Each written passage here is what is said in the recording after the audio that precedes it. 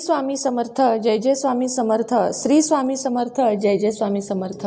आज श्रावणातला गुरुवार आहे। सगळ्यांना श्रावण गुरुवारच्या खूप खूप शुभेच्छा। आज आपल्याला स्वामींची पंचोपचारपणे पूजा करायची आहे, हे विसरू नका, कारण आज श्रावणातला गुरुवार आहे। तसेच आज तुमच्यासोबत मी एक नवीन व्हिडिओ आणि नवीन विषय घेऊन आलेली आहे। तसं आज कुठली पूजा किंवा व्रताचं मी काही सांगणार नाही आहे, मी जनरल जरा माहिती देणार आहे की मला कालच्या लाईव्हमध्ये कळालं की अतिशय लेडीज ज्या आहेत, लेडीज असो जेंट्स असो, त्या मानसिक डिप्रेशन, ओव्हर थिंकिंग आणि प्रत्येकाच्या व्यापानं त्या व्यापलेल्या आहेत। त्यांच्यासाठी मला काहीतरी करावंसं वाटतं, म्हणजे त्यांना काहीतरी समजवावंसं वाटतं किंवा काहीतरी पर्याय द्यावेसे वाटतात। आणि खास आज त्यासाठीच मी इथे हा व्हिडिओ घेऊन आलेली आहे। सगळ्यात पहिल्यांदा मला तुम्हाला सांगावंसं वाटेल की आपलं जे आयुष्य असतं ते बऱ्याच प्रमाणात आपला जन्मदिवस म्हणजे आपली पत्रिका यावर अवलंबून असतं। कुणीही पत्रिका या गोष्टीला नाकारू दे किंवा झुडकारू दे, पण पत्रिका ज्योतिषशास्त्र हा एक अभ्यास आहे आणि ज्योतिषशास्त्रामध्ये प्रत्येक वेळेस ग्रह बदल झाल्यानंतर आपल्या मूडमध्ये, आपल्या आचरणात, आपल्या व्यवसायात खूप फरक पडतो। कधीही लग्न जरी जमवायचं असेल तरी हल्ली परदेशातूनही पत्रिका बघतात। पत्रिकेचा अभ्यास हा खूप खोलवर असतो, तो जे करतात त्यांना समजतो। आपल्या भारताचे पंतप्रधान देखील मोदी हे स्वतःची पत्रिका दाखवतात। आत्ता कोरोनाच्या संकटासाठी सुद्धा त्यांनी हे सगळे त्यांच्या गुरुजींना विचारलेले आहे। अशी अनेक उदाहरणं मी तुम्हाला देऊ शकेन। स्वतः स्वामींची पण पत्रिका आहे। स्वामी हे ऋग्वेदी ब्राह्मण आहेत असं स्वतः त्यांच्या पत्रिकेमध्ये लिहिलेलं आहे।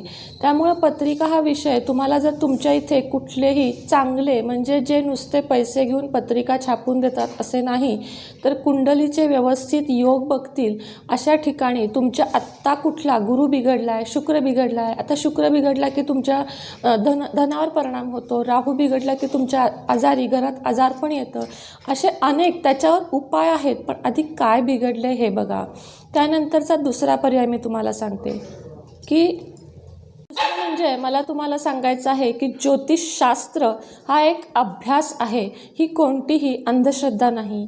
कुणी कितीही सांगो, मला ज्योतिषशास्त्रावर संपूर्ण विश्वास आहे।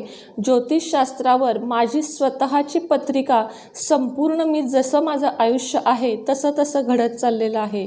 आणि तुम्हीही ज्योतिषशास्त्रावर अविश्वास दाखवू नका आणि कुणी तुम्ही दाखवतही नाही, मला उपाय पण विचारता।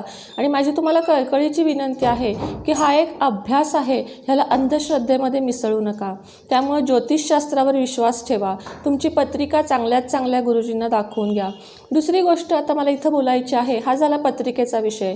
मानसिक डिप्रेशन हे का बरं येतं? का तर आपण ते घेतो। तुम्हाला आता मी एक उदाहरण देते की समजा जावांचं पटत नाही आहे, तर का पटत नाही आहे हे मूळ कारण तुम्ही शोधून काढा। आपल्याला जर आपल्या जावेची एखादी गोष्ट पटत नाही आहे तर तुम्ही ती एकतर सोडून द्या, तुम्ही ती सुधारू शकत नाही। ही पहिली गोष्ट आहे की तुम्ही ती सुधारू शकत नाही।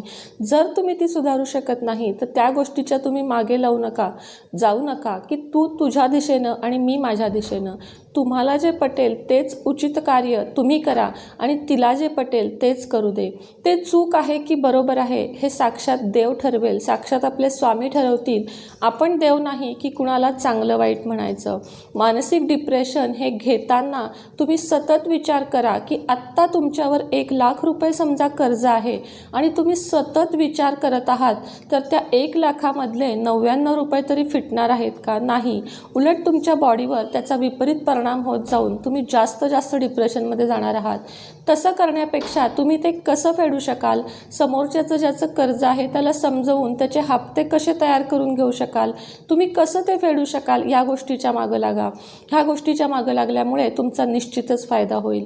ओव्हर थिंकिंग ही गोष्ट अशी आहे की एका वेळेस जर मेंदूत एखादी गोष्ट घुसली तर ती काढणं इतकं कठीण आहे की ते डॉक्टरांनाही जमत नाही। अशा वेळेस तुम्ही स्वतः ध्यान लावून बसा, तुम्ही मेडिटेशन करा। मेडिटेशन करताना तुम्हाला पहिले 10 मिनिट काहीही कळणार नाही, तुम्ही स्वैरभैर होऊन जाल, तरीही तुम्ही मेडिटेशन सोडू नका। शांत बसा। तुम्हाला ज्या कुठल्या देवाचा जप करायला आवडतो, सगळ्यात चांगला जप आहे श्री स्वामी समर्थ किंवा ओम नमः शिवाय। हा अतिशय शांती देणारे असे 2 मंत्र आहेत। हे मंत्र तुम्ही 10 मिनिट बसून करा आणि त्यानंतर तुमच्या पूर्ण परिस्थितीचा तुम्ही आढावा घ्या की आपल्यासमोर काय चालू आहे आणि आपल्याला आता काय करायचं आहे. मार्ग काढा, मार्ग शोधा. कोणत्याही गोष्टीतनं मार्ग काढल्याशिवाय तुम्हाला त्या गोष्टीतून सुटका नाही. कर्ज असेल तर ते कर्ज फेडेपर्यंत तुम्हाला त्यातून सुटका नाही. 1 लाखाचे 2-2 हजार 10-10 हजार ह्यानं तुम्ही कसे फेडाल, बँक असेल तर त्याचे व्याज कसे कमी करून घ्याल, हे सर्वस्वी तुमच्या हातात आहे. तिसरी गोष्ट म्हणजे आजारपण. घरात कुणी आजारी असेल तर आपल्याला खरंच बेचैन होतं. हे जे खरं टेन्शन आहे, आजारपण कुणी असेल तर हे असं टेन्शन आहे की ते खरंच घ्यावं लागतं. पण घेण्यापेक्षा तुम्ही त्यातनं स्वामींची तर सेवा कराच, शिवाय डॉक्टरांचे सल्ले घ्या. त्या व्यक्तीपाशी मीठ ठेवा, तुरटी ठेवा, त्या व्यक्तीला बोलकं करा, त्या व्यक्तीच्या मनातून त्याच्या व्यथा काढा. मानसिक आजार हा असा आजार आहे जो इतर आजारांपेक्षा सामान्यच आहे, पण त्याच्याकडे बघण्याची दृष्टी, मानसिक आजाराकडे बघण्याची दृष्टी लोकांची खूप वेगळी आहे. डिवोर्सी स्त्रिया, आता मला हे सांगायचं आहे की बऱ्याच स्त्रिया आपल्या चॅनलवर, म्हणजे माझ्या मैत्रिणी अशा आहेत आत्ता येणाऱ्या, की त्यांना मिस्टरांनी सोडलेलं आहे काहीतरी आरोप करून, काहीतरी कारणं घेऊन. तर मला त्यांनाही सांगायचं आहे, संसार हा 2 फुलांनी वेलीसारखा बनतो. तर त्या 2 वेलींमध्ये जर एक वेल तुटून पडली तर ती दुसरी वेल उभी राहू शकत नाही. त्यासाठी तो संसार जास्तीत जास्त 100% जोडण्याचा प्रयत्न करा. पण समोरच्याची अजिबातच जर मानसिक तयारी नसेल तुमच्यासोबत राहण्याची, तर जबरदस्तीचा संसार करून खरंच काही फायदा होणार नाही. कारण तो संसार परत 2 महिने टिकेल आणि तुटून जाईल. त्याची रिअल कारणं शोधा. त्याच्यातले म्हणजे जे काही तुमचे अडथळे आहेत ते शोधण्याचा प्रयत्न करा. ते अडथळे पार होत असतील तर ठीक, अन्यथा तुम्ही दोघांनी रस्ते वेगळे करा. हाच त्याच्यावरचा सर्वस्वी पर्याय आहे. अजून एक गोष्ट मला या ठिकाणी क्लिअर करायची आहे की कालच्या कमेंट्समध्ये मला बऱ्याच ठिकाणी आढळलं की आमच्या दोघांमध्ये तिसरी व्यक्ती आली आहे, आम्ही काय करावं. मी तुम्हाला सांगू का, दोघांमध्ये तिसरी व्यक्ती अशी अचानक येत नाही. त्याला खूप वेळ दिला जातो आणि या गोष्टींना कुठंतरी, म्हणजे नवऱ्याच्या आयुष्यात स्त्री यायला किंवा नवऱ्याच्या आयुष्यात एखादी परस्त्री यायला किंवा स्त्रीच्या आयुष्यात एखादा परपुरुष यायला आपण स्वतःच जबाबदार असतो. आपण जर आपल्या म्हणजे पतीनं पत्नीकडं आणि पत्नीनं पतीकडं संपूर्ण लक्ष, त्यांच्या व्यथा, त्यांची मनस्थिती, त्यांच्या गरजा हे सगळं जर समजून घेतलं तर आपल्यामध्ये तिसरी व्यक्ती कधीही येऊ शकत नाही. आणि तिसरी व्यक्ती जर आलीच तर तिला घालवणंही सर्वस्वी आपल्या हातात आहे. तुम्ही रडत बसू नका, तुम्ही लढा, त्या विषयावर तुम्ही लढा. तुमचा हक्क आहे, तुम्ही तो मिळवून घ्या. तिसऱ्या व्यक्तीचा काहीही हक्क नाही आणि तिसरी व्यक्ती ही तिसरीच आहे, ती तुमच्या नात्यामध्ये जास्त दिवस टिकू शकत नाही. आज ना उद्या त्याचा शेवट होईल. तो होईपर्यंत शांत बसा, नंतर तुमचेच दिवस आहेत आणि तो शेवट करणंही स्त्रियांनो तुमच्या हातात आहे. लक्ष ठेवा, लक्ष बारीक ठेवा, लक्ष ठेवून या गोष्टी समोर आणा. समोर आणून या गोष्टींना तुम्ही अडवा. त्यांचे मुलाचे आईवडील असतील, त्यांचे कोण असतील, त्या सगळ्यांना ही गोष्ट बिनधास्तपणे सांगा, कारण तुम्ही गुन्हा करत नाही आहात. तुम्ही सगळ्यांना ही गोष्ट सांगून नवऱ्याला त्यातून संपूर्णपणे बाहेर काढा.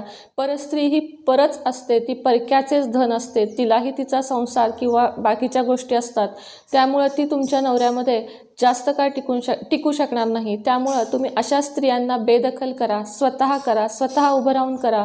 झाल्या असतील चुका तुमच्याकडून, तुमच्या नवऱ्याकडून, एकदाच माफी असते. परत करू तो गुन्हा असतो. त्यामुळं एक चूक एक माफी, दुसरी चूक म्हणजे गुन्हा आणि गुन्ह्याला माफी नाही. त्यामुळं तुम्ही जास्तीत जास्त प्रयत्न करा, ना आपल्याकडून अशा चुका होतील ना आपण नवऱ्याला त्या करून देऊ. त्यासाठी तुम्ही तुमच्या जीवाचं रान करा. तुम्ही तुमच्या संसारात इतका जीव ओता की या गोष्टींची वेळ येणार नाही, आणि आलीच तर तुम्ही रडत न बसता या गोष्टींना झुगारा, बंधन तोडून टाका. आणि या सगळ्यासोबत मी तुम्हाला एक सेवा सांगते की जेव्हा कधी तुम्हाला एकटं वाटेल, एकटं बसा, फार तर फार कुठंतरी बाहेर जाऊन बसा, शांत बसा. रडावं वाटलं रडून घ्या, हसावं वाटलं हसून घ्या, बोलावंसं वाटलं बोलून घ्या. स्वामींजवळ बोला, स्वामींजवळ सगळी व्यथा सांगा. का असं करताय स्वामी हे विचारा. ते तुम्हाला काही ना काही कुठल्या तरी मार्गाने उत्तर देतील आणि तुमची परिस्थिती हळूहळू सुधारू लागेल. प्रत्येक परिस्थितीतून मार्ग आहे मैत्रिणींनो. कुठलीच गोष्ट अशी नाही जगात की ज्याच्यावर पर्याय नाही. त्यामुळं एक गोष्ट जर जर तुमच्या आयुष्यात घडली तर त्याच्यामागं कारण असतं. तुमच्या आयुष्यातलं कर्ज असेल तर ते तुम्हाला पैशाचं महत्त्व शिकवून जातं. तुमच्या आयुष्यात जर तिसरी एखादी व्यक्ती आली नवरा बायकोच्या, तर तुम्हाला ती नवऱ्याचं किंवा बायकोचं महत्त्व पटवून जाते. घरातली एखादी व्यक्ती आजारी पडली तर त्या व्यक्तीची किंमत तुम्हाला आयुष्यात मिळते. ओव्हर थिंकिंग म्हणजे अतिविचार जर आपण करत असू तर त्या विचारातून बाहेर पडल्यावर परत असं वागायचं का नाही हे गोष्ट ती शिकवून जाते. अशा प्रकारे प्रत्येक गोष्ट आपल्याला आयुष्यात काहीतरी शिकवण्यासाठी येत असते, धडा देण्यासाठी येत असते. कुठल्याही परिस्थितीला घाबरू नका. परिस्थिती येते तशी परिस्थिती जातेही. हा कोरोना काळसुद्धा आला आहे तसा जाणार आहे. कोरोना काळात तर कित्येकांनी आपले संपूर्ण संसार घालवलेले आहेत. एकटा नवरा जगला आहे, एकटी बायको जगली आहे, मुलं गेली आहेत. काय करायचं अशा लोकांनी? आपल्यापेक्षा तर त्यांच्या व्यथा डोंगरा एवढ्या आहेत, तरीही ते जगतायत. मग आपण एवढ्या फालतू गोष्टींचा विचार का करायचा? तुम्हीच मला सांगा आणि तुम्हीच यातनं पर्याय शोधा. मला असं वाटतंय की तुमच्या सर्व प्रश्नांची उत्तरं या ठिकाणी मी क्लिअर केली आहेत. तरीही तुम्हाला कुठल्या टॉपिकवर अजूनही हवा असेल तर मी नक्की सांगेन. आणि या सगळ्याबरोबर स्वामी सेवा कायम ठेवा. तुमची चांगल्यात चांगल्या गुरुजींना पत्रिका दाखवा, कारण वैध योग म्हणजे विधवा योग हे सगळं पत्रिकेमध्ये लिहिलेलं असतं. एक नाड असेल तर मूल होत नाही, एक नाड असेल तर गर्भपात होतो. हे सगळं पत्रिकांमधनं आहे, हे मी तुम्हाला सांगते. मात्र 25 वर्षापूर्वी काढलेल्या पत्रिकेवर तुम्ही अजूनही विश्वास ठेवत असाल तर तसं करू नका. मधून पत्रिका दाखवत चला, कारण ग्रह, तारे, गुरु, शनी हे सगळं बदलत राहतं आणि बदलत्या ह्याच्याप्रमाणे तुम्हाला पत्रिकाही दाखवून त्याच्यावर उपाय करावे लागतात. त्यामुळं ज्योतिषशास्त्र आणि स्वामी समर्थ आणि स्वतः या 3 गोष्टींवर संपूर्ण विश्वास ठेवून या तिघांवर तुम्ही तुमचं आयुष्य सोडून द्या. ज्योतिषशास्त्र ही अंधश्रद्धा नाही, तर ज्योतिषशास्त्र हा सखोलपणे केलेला एक पुरोहितांचा अभ्यास आहे, हे मी तुम्हाला सांगते. नमस्कार. श्री स्वामी समर्थ. जय जय स्वामी समर्थ. श्री स्वामी समर्थ. जय जय स्वामी समर्थ.